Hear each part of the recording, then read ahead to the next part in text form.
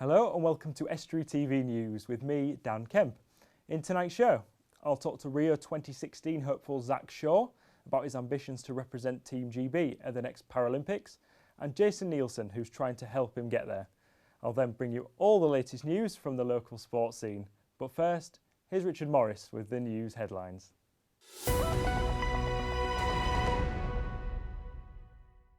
Hello, in the headlines today, Fitties residents are outraged at the report telling the council to double the closed period annually, and a Grimsby band is helping out with cancer fundraising.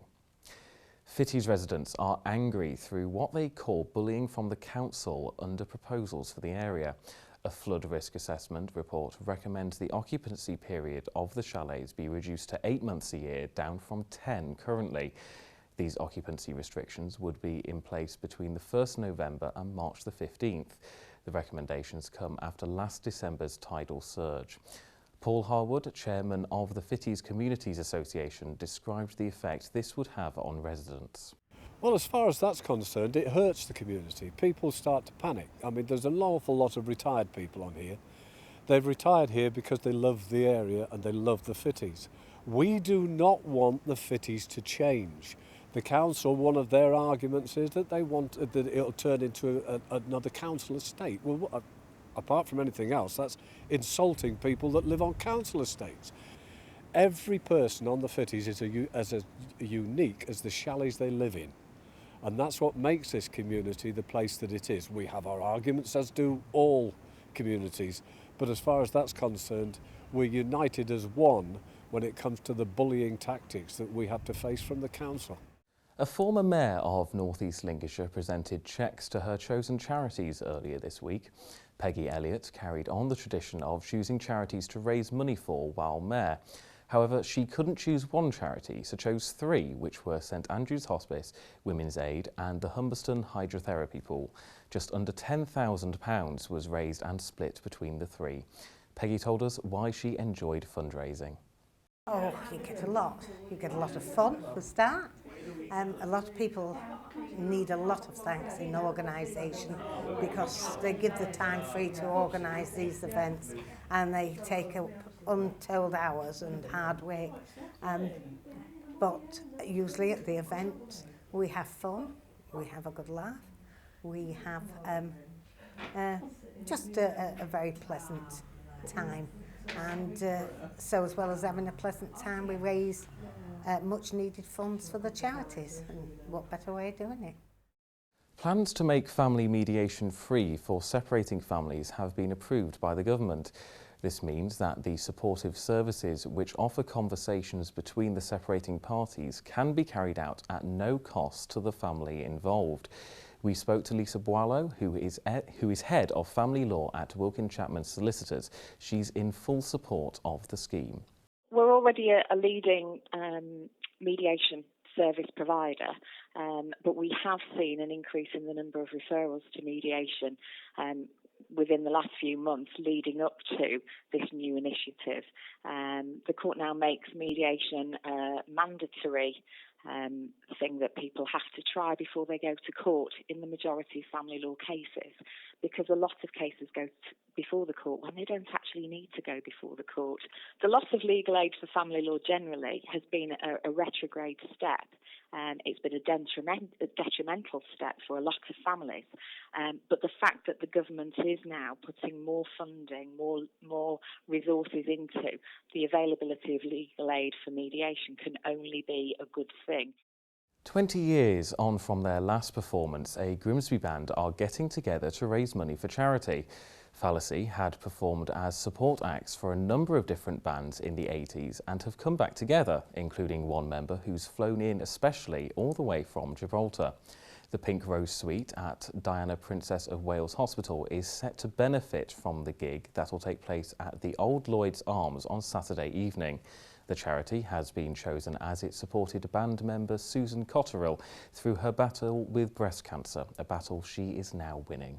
Like I say, there's people a lot worse than me, and they're a really important, sort of part of the healing process as well. So I think that if we can raise a few quid and which will continue. And it's so busy in there. There's so many people going through breast cancer, you don't realise. But when you go in the waiting room, on some days, it is packed, it is heaving. And you just think, oh my God, you know, so many people get affected by breast cancer. That's all from me, and if you've got any news stories for us, then please let us know on Grimsby 31553. Bye for now.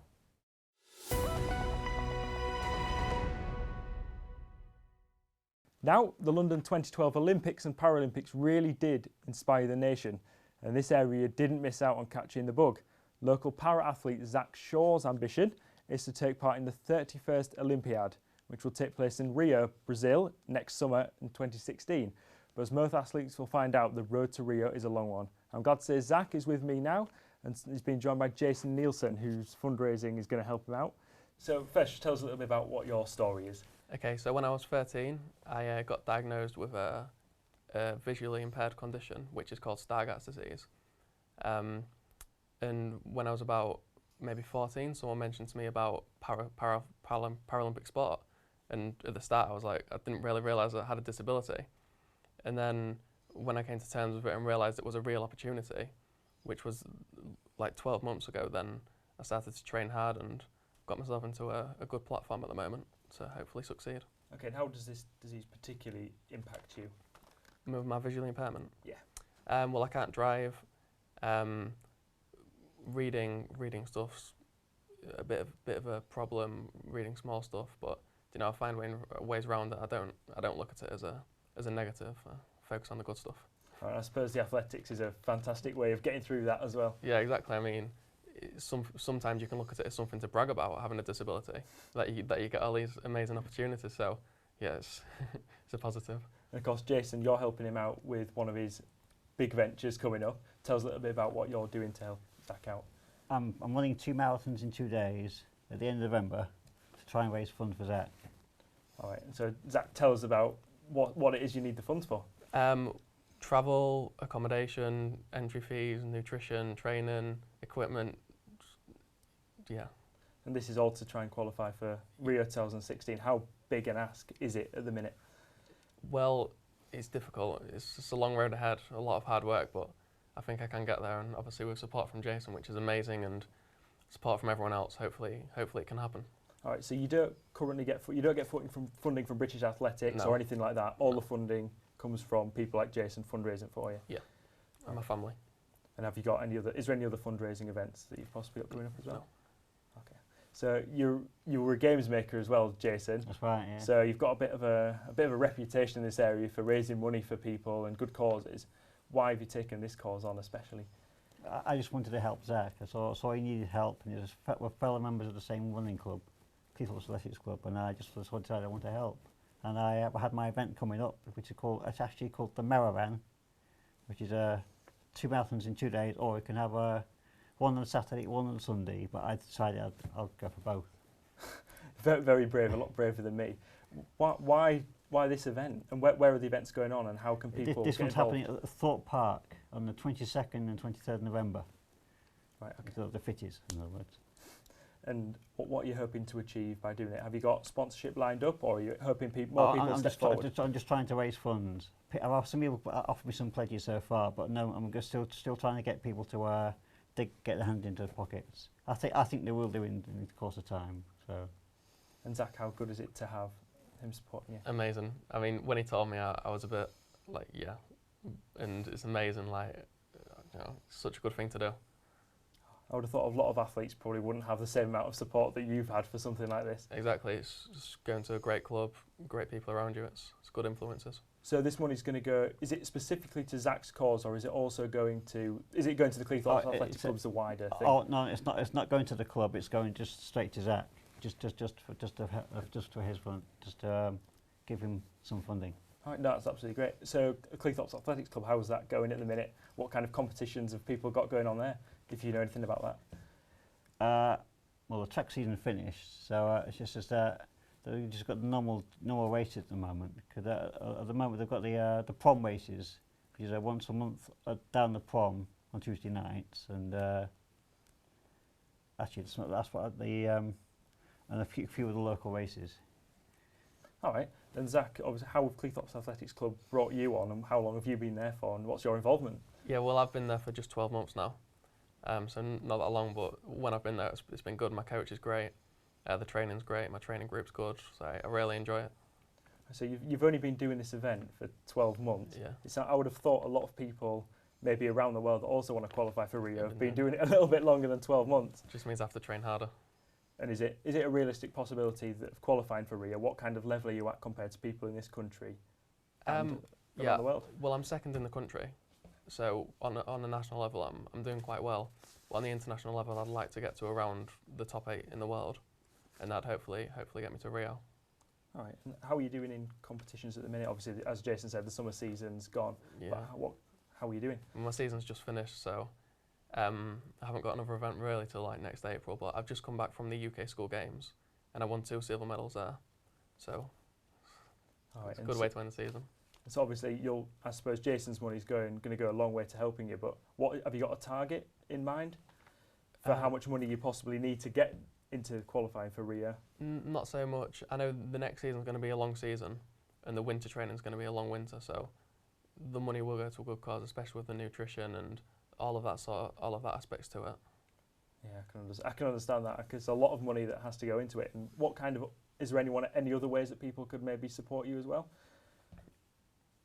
Have you got? I don't know if you've got a Just Giving page or something like that. Are you doing any other events to try and? I don't have anything like that now. Just Jason's amazing.